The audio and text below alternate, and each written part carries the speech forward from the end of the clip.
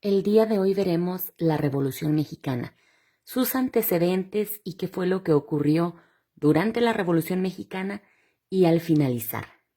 Vamos a empezar recordando que Porfirio Díaz estaba de presidente y su presidencia se había vuelto una dictadura, es decir, ya se había adueñado del poder, tipo Antonio López de Santana, ya no dejaba que nadie hablara mal de él, le quitó los derechos a las personas y aparte el campo y las fábricas tenían muy malas condiciones de trabajo y las personas no tenían ni lo básico para vivir.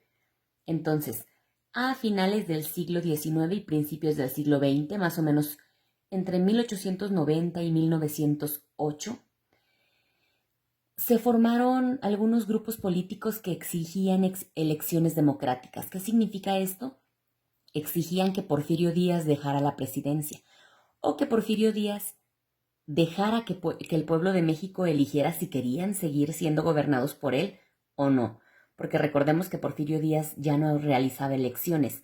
Él solo se adueñó de la presidencia y dijo que se iba a ir de ahí hasta que México estuviera listo para gobernarse solo.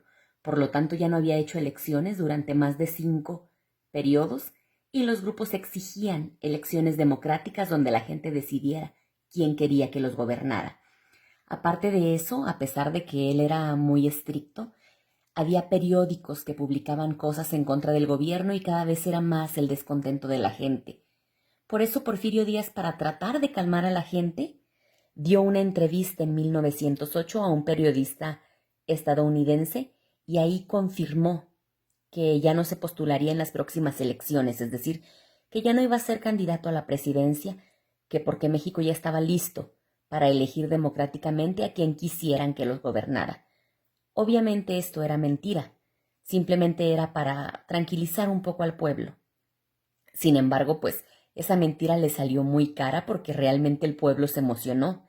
En ese mismo año, pero a finales, un señor llamado Francisco I. Madero publicó un libro y en ese libro proponía que en las próximas elecciones que se iban a llevar en 1910 a cabo, se creara un partido opositor y que ese partido opositor pusiera un candidato a la presidencia, porque pues en aquel entonces nada más existía el partido, el que ahorita es el PRI, pero antes era partido creo que Nacional Revolucionario o algo así. Entonces, Francisco I. Madero proponía hacer un partido contrario al que pertenecía Porfirio Díaz para en base a eso tener elecciones democráticas donde alguien más compitiera contra Porfirio Díaz. Efectivamente, al año siguiente de que se publicó ese libro, en 1909, se creó el Partido Nacional Antireeleccionista y ese partido postuló como candidato a la presidencia a Francisco I. Madero. Y tal como lo hacen ahorita los candidatos, Francisco I. Madero hizo una campaña por todo el país. Y lo que no se esperaba a Porfirio Díaz es que obtuviera gran apoyo, es decir, la gente estaba emocionada por el cambio, estaba muy ilusionada por tener una nueva forma de gobierno, ya que Madero pensaba hacer valer la Constitución, pensaba buscar equidad e igualdad en el país y la gente estaba muy emocionada por salir de este gobierno de dictadura que llevaba por más de 30 años con Porfirio Díaz. Pero Díaz se molestó porque, como ya les comenté, su intención no era dejar de ser presidente, simplemente lo dijo para calmar a la gente. Se molestó y al ver que Madero tenía mucho apoyo, encarceló a Madero, argumentando sublevación y ultraje al gobierno. ¿Qué quiere decir? Él dijo, en lugar de andar haciendo campañas por todos lados, va y está buscando que la gente se levante en mi contra, los está poniendo en contra del gobierno y eso es traición. Y lo metieron a la cárcel. Entonces, las elecciones en 1910 se llevaron a cabo, pero Madero estaba encarcelado.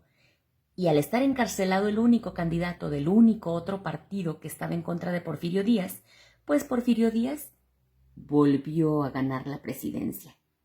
Porque pues no había nadie. Es como, tengo que elegir a alguien, está Porfirio Díaz y...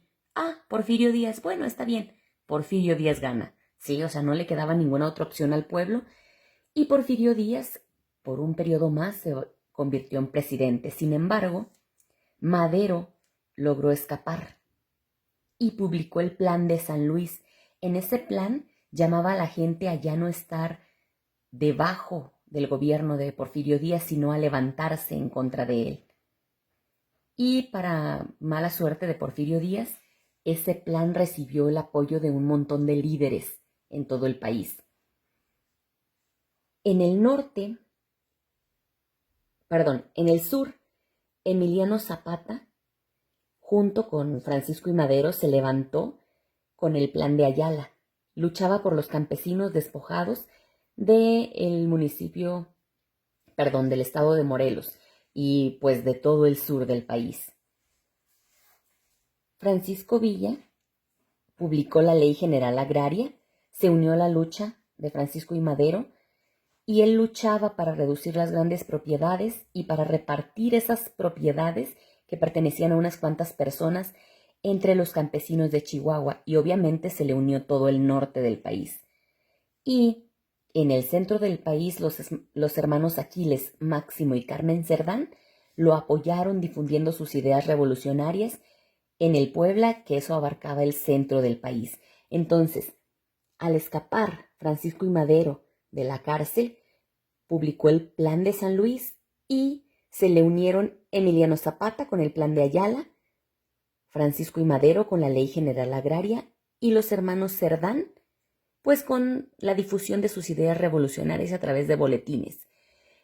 Entonces, todo el país prácticamente estaba levantado en contra de Porfirio Díaz, el sur, el norte, el centro. Y esto hizo que solo un año después, en mayo de 1911, Díaz renunciara y se fuera del país.